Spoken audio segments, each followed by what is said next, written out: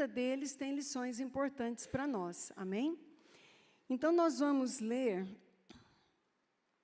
coloquei aqui para nós acompanharmos, pode abrir sua Bíblia em 1 Tessalonicenses, capítulo 1, nós vamos ler do verso 1 ao 7. Diz: Paulo, Silvano e Timóteo, a igreja dos Tessalonicenses, em Deus Pai e no Senhor Jesus Cristo. A vocês, graça e paz da parte de Deus e do nosso Senhor Jesus Cristo. Sempre damos graças a Deus por todos vocês, mencionando-os em nossas orações. Lembramos continuamente diante de nosso Deus e Pai o que vocês têm demonstrado, o trabalho que resulta da fé, o esforço motivado pelo amor e a perseverança proveniente da esperança em nosso Senhor Jesus Cristo. Sabemos, irmãos amados de Deus, que Ele os escolheu, porque o nosso Evangelho não chegou a vocês somente em palavra, mas também em poder, no Espírito Santo e em plena convicção. Vocês sabem como procedemos entre vocês em seu favor. E, de fato, vocês se tornaram nossos imitadores e do Senhor. Apesar de muito sofrimento, receberam a palavra com alegria que vem do Espírito Santo. E, assim, tornaram-se modelo para todos os crentes que estão na Macedônia e na Acaia. Nós podemos orar mais uma vez? Pai amado, como nós te agradecemos pelo privilégio que nós temos de podermos separar um tempo para te cultuar, para te adorar, para orar e para meditarmos na sua palavra. Pai, como nós cremos no poder da sua palavra. Senhor, essa palavra pela qual o Senhor criou o universo e tudo que nele há, essa palavra tem poder para gerar realidades espirituais na nossa vida. E é isso que nós te pedimos nessa manhã, Senhor. Visita-nos com a sua palavra, com a sua presença e libera o seu poder sobre nós. Em nome de Jesus, Pai. Amém. Irmãos, Paulo aponta 3 características dos Tessalonicenses. O que são essas 3 características? Em primeiro lugar, ele fala o trabalho que resulta da fé. Qual é a outra característica? O esforço motivado pelo amor. E, por fim, ele coloca a terceira, a perseverança proveniente da esperança em nosso Senhor Jesus Cristo. Paulo fala desses 3 elementos porque ele sabe que são esses 3 elementos que configuram a vida de um cristão maduro e de uma igreja madura. Mas, meus irmãos, como nós muitas vezes olhamos para esses elementos e parece que são palavras com as quais nós estamos tão familiarizados e não nos atentamos tanto para o poder que há nelas, quando são vivenciados por nós. Então, nesse tempo, nós vamos meditar em cada uma delas. Então, irmãos, o que havia nesse povo? Em primeiro lugar, Paulo fala que via neles a fé que resulta em trabalho. O que isso nos ensina, irmãos? Onde tem fé verdadeira, o trabalho é uma consequência natural. Não é um problema, não é algo que a gente tem que se esforçar para conseguir trabalhar. Não, irmãos. Quando eu tenho fé verdadeira, eu tenho prazer em fazer o que é bom para o reino. A fé verdadeira nos motiva a isso. E aqueles que, de fato, creem em tudo que Jesus fez. E no dia do batismo é bom nós meditarmos nisso. Por quê? Por causa daquilo que Jesus fez, nós fomos salvos da condenação eterna por toda a nossa vida, de vivermos separados de Deus. E depois, um destino pior. Então, irmãos, aqueles que creem de fato em tudo que Jesus fez, eles são impulsionados a servir. Há um prazer em fazermos aquilo que é para o bem do reino. Mas vamos entender que aqui Paulo não está falando de ativismo, tá? Ele não está falando da gente participar de um monte de atividades. A palavra grega aqui para o trabalho, nesse texto, ela literalmente quer dizer trabalho ativo, governado pela fé. Eu vou repetir. Trabalho aqui quer dizer trabalho ativo, governado pela fé. Ou seja, eu sou movido a fazer, eu sou movido a participar das coisas, eu sou movido a ter obras em decorrência do que eu creio. Não é porque eu sou animada, porque eu gosto de fazer as coisas, porque eu gosto de servir. Não é simplesmente isso, irmãos. Paulo está se referindo que é algo virtuoso, que é algo que ele admirava naqueles irmãos, é porque o trabalho deles era movido porque eles criam na pessoa de Jesus, na sua obra, eles criam na ressurreição e eles criam nas promessas que Deus tinha para eles. Então, essa fé que eles tinham movia eles a fazerem, movia eles a fazer obras. E nós temos que entender, irmãos, que isso é grandioso demais. Não é porque eu sou um frequentador de um grupo religioso, e aí eu me envolvo nas atividades da igreja. Não, irmãos, mas sim porque eu sou uma pessoa que eu tive entendimento, dado pelo Espírito Santo, de quem eu era, da condição que eu tinha. E assim eu vejo a condição que outros têm, que ainda não o conhecem. E porque Ele morreu e ressuscitou, eu pude crer nisso e receber de graça. E agora eu sou motivado a fazer, eu tenho necessidade de cooperar. Amém, irmãos? Então nós podemos entender que se há pessoas que não servem, que não têm desejo de servir, essa falta de serviço, ela pode ser consequência ela pode ser, na verdade, uma falta de fé. Nós não podemos deduzir isso? Se a fé é verdadeira, ela resulta em trabalho, a falta de disposição para servir, a falta de algo dentro de você que te impulsiona a servir, pode ser, na verdade, falta de fé verdadeira, porque a fé genuína gera trabalho. Então, vamos dizer juntos, fé que resulta em trabalho. Vamos dizer mais uma vez? Fé que resulta em trabalho. Vamos buscar o Senhor nessa manhã para que o Espírito Santo sonde o nosso interior e revele a nós mesmos o que Ele vê. Irmãos, isso é muito importante. Nós temos uma tendência muito grande de julgar a nós mesmos da nossa ótica, da nossa perspectiva. Mas como ontem nós estávamos falando na aula de batismo sobre a operação do Espírito Santo, a nossa vida precisa ser em submissão a Ele, inclusive naquilo que é a realidade sobre nós. O que interessa não é o que eu acho de mim. Eu acho que... Nós sempre vamos achar bem, irmãos. Nós sempre vamos achar bem. Mas o que interessa é o que Ele vê em mim.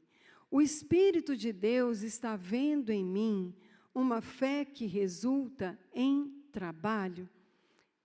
Amém? Segundo ponto que Paulo coloca, que ele vê nessa igreja. Um esforço motivado pelo amor. Irmãos, esse esforço que Paulo fala aqui, esse esforço, ele está se referindo a um trabalho suado, exaustivo, cansativo. Já teve que se envolver em trabalhos assim que você trabalhou. Mas aí chegou no limite em que você está cansado, está exaustivo, mas você entende que você tem que realizar aquela tarefa. Aí você sua, você cansa, você se esforça exaustivamente. É isso que Paulo está se referindo, que ele via naquela igreja. O que o texto quer dizer é que Paulo via que aqueles irmãos se dispunham a trabalhar em prol do reino e por causa de Cristo, de uma forma exaustiva. Não era só aquele negócio de, que joia, que agradável. Eu vou trabalhar enquanto estiver tudo bem, não estiver me exigindo nada que requeira de mim algo que não é agradável, algo que eu não discorde, algo que não seja bom. Não, irmãos. Eles tinham disposição de servir exaustivamente, mesmo que isso envolvesse sacrifício. Agora, o que Paulo diz? Por que eles faziam isso? Esforço motivado por quê? Pelo amor. O que motivava eles a serem capazes de trabalhar exaustivamente, um trabalho que às vezes era cansativo, que era suado, era o amor. Irmãos, eles se esforçavam assim, porque havia um combustível dentro deles que movia isso. Já se sentiu exausto, sem força, sem combustível? Parece que você está exaurido. Neles, irmãos, havia um combustível. Que combustível era esse? O amor. O amor por Cristo e o amor pelas vidas. Então, o que havia nesses irmãos era um combustível poderoso. Gasolina de avião. Sabe que gasolina de avião é diferente de gasolina de carro? Gasolina de avião, ela tem uma coisa a mais, ela tem uma coisa lá de chumbo diferente, que gera no motor, ele aumenta o poder de explosão dentro do motor. Por isso que decola, junto com outras variáveis. A gasolina é diferente, irmãos, ela é uma gasolina poderosa, ela gera explosão dentro do motor. Irmãos, é isso que o Senhor quer que haja na nossa vida. Essa gasolina diferente, esse combustível diferente, para impulsionar o nosso trabalho, para que ele seja um trabalho como ele deve ser feito, é o amor. Outra palavra que tem sido muitas vezes colocada num lugar comum nas nossas vidas, e que às vezes a gente não medita tanto nela. Então, irmãos, o que Paulo está dizendo é o amor que eu tenho pelas pessoas. O amor que eu tenho por Jesus, por causa do amor que eu experimentei dele por mim, esse amor me motiva a fazer esse trabalho suado, cansativo, exaustivo, às vezes, e eu vou lá e faço. Mesmo que eu esteja cansada. Essa semana foi uma semana muito interessante. Deus sempre prova a gente nas palavras, né? De vez em quando calham umas semanas, por conflitos de agendas, em que a gente que ministra tem uma semana assim bem abençoada. Essa semana eu ministrei para as mulheres na terça, aí era dia de eu dar aula no curso, eu dei 2 aulas no curso, aí ia ter batismo, aí eu tinha que ministrar 2 aulas no batismo, e o pastor pediu para eu ministrar. E aí estava uma semana bem complexa. Aí na sexta-feira, o Augusto falou assim para mim, você prega as minhas aulas para mim? O que foi a minha primeira atitude? Nossa, a aula que eu não tinha ainda estudado, não tinha ministrado, aí então ia ter que ministrar. Na hora que eu fiz assim, aí Deus falou, o esforço motivado pelo amor. Foi tão automático, irmãos. Eu nem terminei de fazer o suspiro. Deus só falou assim, é isso. Você está com uma semana sobrecarregada? Aconteceu de coincidir muita coisa? Esforça mais um pouquinho, não tem problema não. Na hora eu falei, mas é claro que eu faço, é claro que eu vou. Por quê, irmãos? Porque nós precisamos ser motivados pelo amor. Se nós realmente experimentamos a ação do Senhor na nossa vida, não é assim, eu sirvo a Deus, mas dentro dos meus limites, tá? Quem estabelece os limites sou eu. Contanto que, né? Não, irmãos, não é isso que o Senhor quer de nós. Se há amor, se o amor tem nos motivado, irmãos, nós vamos sempre além. Então, a pergunta do Senhor para nós é, tem havido esse amor? Tem havido essa gasolina de avião, como um combustível que está movendo você? Se não, irmãos, a gente pode buscar. Não é uma coisa que a gente fala assim, amor. É uma coisa tão comum, né? Ainda mais hoje em dia, usado num sentido tão errado. Não, irmãos. Há amor. Tem havido amor. Se não tem havido amor, o que eu posso fazer? Pede. Ele é a fonte de amor. Seja honesto. Fala, Senhor, o tanque aqui não está cheio. Ou então está com a gasolina tão adulterada, que é só o meu amor humano. Essa gasolininha, sabe, o motor está indo assim, né? Já botou a gasolina adulterada no seu carro? O carro vai rateando.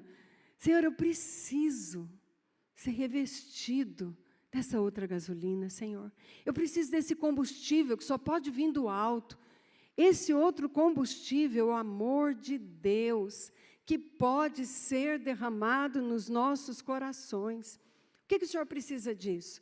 Corações honestos, que se apresentem diante do Senhor e falem, Senhor, olha que linda essa igreja. Senhor, eu quero isso para a minha vida. Derrama no meu coração o seu amor. Irmãos, o Senhor nessa manhã, Ele está aqui. E Ele pode ouvir o seu coração, porque o amor vem dEle. O único amor que sustenta qualquer coisa, que move qualquer coisa, é o amor ágape. E é o amor que Deus derrama nos nossos corações. Então, nessa manhã, nós podemos buscar. Senhor, me enche desse amor. Senhor, a minha realidade é que esse amor não está correndo pelas minhas veias. Não está correndo aqui dentro. Vem sobre mim, Senhor. Renova no meu coração a grandiosidade do amor de Jesus por minha vida e tudo que Ele fez, para que eu seja renovado no entendimento desse amor, e eu possa seguir cheio desse amor. Amém, irmãos? Então, vamos falar juntos? Esforço motivado pelo amor. Amém? Terceira coisa que Paulo via nesses irmãos. Olha que lindo. A perseverança proveniente da esperança em nosso Senhor Jesus Cristo. Ele não fala só perseverança. Tem gente que é perseverante porque é pirracento. E ele vai, mas ele vai conseguir. Tem gente que é perseverante porque é obstinado. Paulo não está falando nada disso.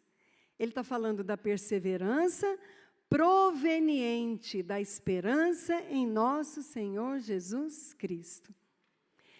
No grego, a gente tem que ir lá no nosso amiguinho grego. A palavra perseverança que Paulo utiliza aqui, irmãos, ela quer dizer paciência de continuar diante das adversidades. Perseverança enquanto não está tendo adversidade é uma coisa. Não, nós vamos. Mas aí começa a vir as adversidades. E eu continuo. Quando você está fazendo alguma coisa, porque você tem que fazer, você faz. Mas quando você tem um motivo muito forte para fazer aquilo e para alcançar aquilo, pode vir as adversidades que você continua. Então, irmãos, o que Paulo está dizendo aqui é o seguinte, olha, irmãos, o que eu vejo em vocês e que me alegra tanto é que vocês têm fé verdadeira naquilo que Jesus fez. E a obra que vocês fazem, ela é motivada por essa fé. E então vocês trabalham para alcançar outras pessoas e o amor que vocês têm, irmãos, esse amor é por causa do que vocês entendem que Jesus fez para vocês. E esse amor, esse entendimento, ele é um combustível dentro de vocês para fazer vocês permanecerem trabalhando, mesmo quando está sendo exaustivo, mesmo quando está sendo algo cansativo. E o que é mais lindo, irmãos? Ele diz, vocês fazem, não é simplesmente quando tudo está bem, quando Deus está fazendo tudo o que vocês esperam que Ele faça, quando a vida de vocês está seguindo sem problemas, não. O mais lindo é que vocês continuam, mesmo quando vêm adversidades. As adversidades vêm e vocês continuam. Mesmo quando Deus não está fazendo aquilo que vocês acham que Ele deveria fazer. Isso é muito interessante, né, irmãos? A gente acha que Deus tem que fazer, às vezes, as coisas de uma determinada maneira, e se Ele não faz, a gente fica aborrecido com Deus. E desconfia de Deus. E a fé da gente é abalada. E, naturalmente, o nosso serviço, a nossa disposição para Deus é abalada. O que Paulo estava falando aqui, irmãos, é que mesmo que houvesse problemas, mesmo que as coisas na minha vida não estivessem indo bem, Mesmo que surgissem adversidades. E quais eram as adversidades que os tessalonicenses enfrentavam? Duras perseguições. Duríssimas perseguições. Mesmo assim, eles continuavam firmes, servindo a Deus. E o que fazia eles continuarem servindo firmes? A esperança no nosso Senhor Jesus. Que esperança Paulo está se referindo, irmãos? Esperança nas realidades do reino de Deus. Esperança na vida por vir. Esperança que Jesus veio, morreu, ressuscitou, subiu aos céus e nos assegurou que Ele um dia vai voltar para reinar nessa terra. Irmãos, essa esperança de que as nossas tribulações aqui, elas são passageiras. E Deus está olhando para nós em meio a todas elas. E Ele quer edificar a nossa vida. Independente das tribulações pelas quais eu passe nessa terra, se eu permanecer firme, com os meus olhos em Deus, com esperança naquilo que o Senhor Jesus nos prometeu, aquelas tribulações, aquelas adversidades, sempre vão cooperar para o meu bem. Diga comigo, sempre. Mesmo aquelas que você olha assim, tem horas que a gente fala, está vivendo algumas coisas e fala, Senhor, eu não consigo entender. Que bem pode haver nisso? Você já viveu situações assim? Eu já. Eu não consigo ver. Mas o que nos faz perseverar? Porque eu creio nele. Eu creio no mundo espiritual. Eu creio nas realidades espirituais. E se eu permanecer crendo, Ele vai estar construindo em mim aquilo que talvez eu não veja agora. Amém, irmãos? Então, esses três elementos, fé, amor e esperança, eles não são desejáveis para nós? Essa manhã, irmãos, é uma manhã de nós buscarmos ao Senhor, para que Ele renove o nosso coração nisso. Mas eu quero avançar para mais um ponto. A palavra de Deus é perfeita, e ela não aponta apenas o que nós devemos ter, mas ela sempre nos mostra o caminho. E aqui nós vemos um aspecto do caminho. Está no verso 6. Eu não coloquei slide. Vamos seguir na nossa Bíblia. De fato, Paulo diz, vocês se tornaram nossos imitadores e do Senhor. Apesar de muito sofrimento, receberam a palavra com alegria que vem do Espírito Santo. Essa palavra aqui nos traz o seguinte questionamento.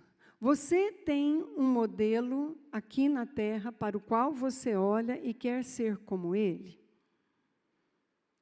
Você tem um modelo? Não, eu quero ser desse jeito. Ou você ainda vive assim, daquele jeito? Não, eu sou assim. É o meu jeito. Ou você vive sem modelos. Você apenas vive. Irmãos, isso é mais comum do que a gente imagina. Gente que vive sem modelo. Gente que vive sem aquela pessoa que inspira ela. Seja ele um escritor, seja ele um pregador, seja ele um pastor, seja ele um irmão em Cristo. Muitas pessoas vivem sem modelos. Irmãos, eu tenho algumas pessoas que eu observo.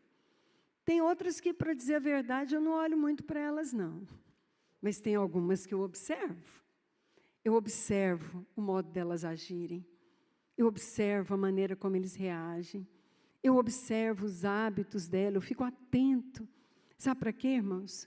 Porque eu falo assim, eu quero alcançar isso que ele tem. Eu quero alcançar essa humildade que eu vi nessa pessoa.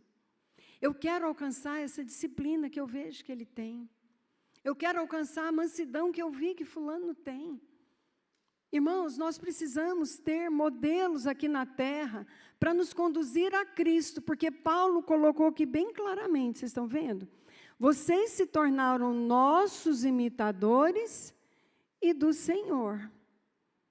Então, é interessante nós observarmos aqui também algo de responsabilidade que essa palavra nos traz. As pessoas, irmãos, principalmente as novas na fé, E os irmãos da convivência normal, antes deles imitarem a Deus, eles vão imitar a nós. É a nós que eles veem em primeiro lugar. Nós seremos o padrão para elas.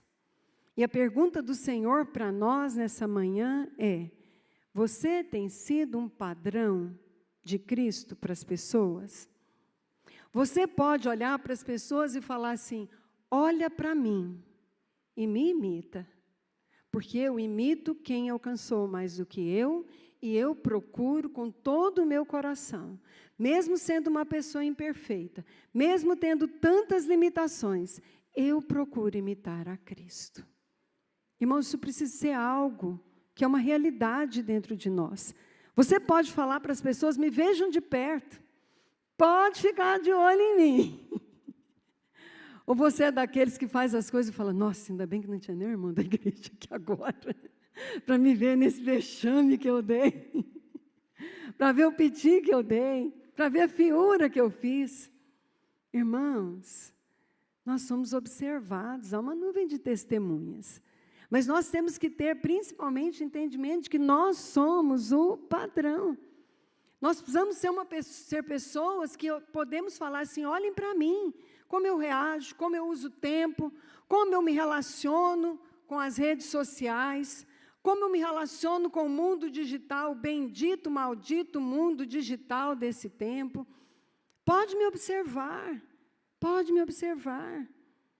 porque eu tenho procurado ser um modelo de Cristo. E se pode estar certo que se alguma vez eu não seguir o modelo de Cristo, haverá quebrantamento em mim. Haverá uma atitude de quebrantamento, porque eu já decidi que na minha vida não tem esse negócio do meu jeito. Meu jeito não interessa. Interessa é o jeito de Cristo. E é isso que eu quero para mim.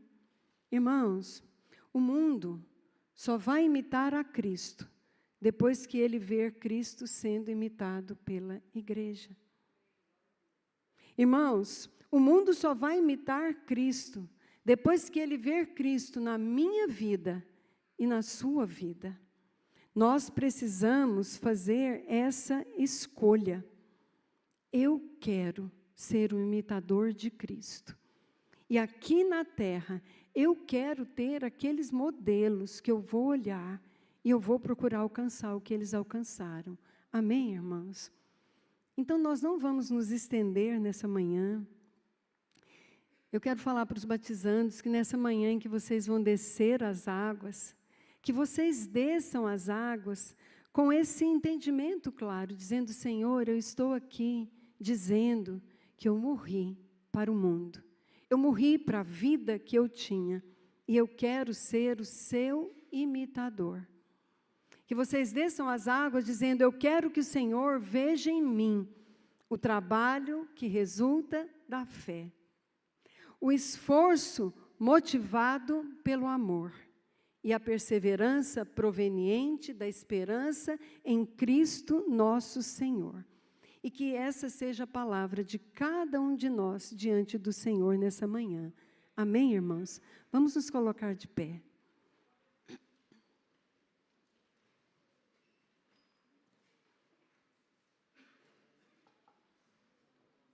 Curve sua cabeça agora diante do Senhor. Irmãos, nós estamos aqui reunidos uns com os outros, mas acima de tudo, nós estamos diante do Senhor. O Espírito Santo de Deus está aqui, procurando corações sedentos por Ele, a quem Ele possa se revelar. Não fique indiferente, não fique passivo. Esse é o momento que o Senhor quer ouvir de você: Senhor, renova em mim a fé. Senhor, eu quero ter uma fé operante. Clame ao Senhor agora. Senhor, que o amor do Senhor seja renovado no meu coração e que ele seja um combustível para me mover. E me ajuda, Senhor, a perseverar. E me ajuda a ser um imitador do Senhor. Fale com o Senhor agora.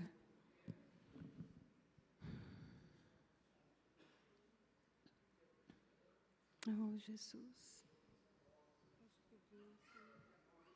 Renova-nos nessa manhã. Renova-nos nessa manhã, Senhor. Vem sobre nós. Não nos deixe indiferentes a essa palavra. Tão simples, mas com verdades tão profundas. Renova-nos, Senhor. Renova-nos. Pai, nós te pedimos nessa manhã, Senhor. Renova em nós a fé. Renova em nós o amor. Renova em nós a perseverança decorrente da esperança.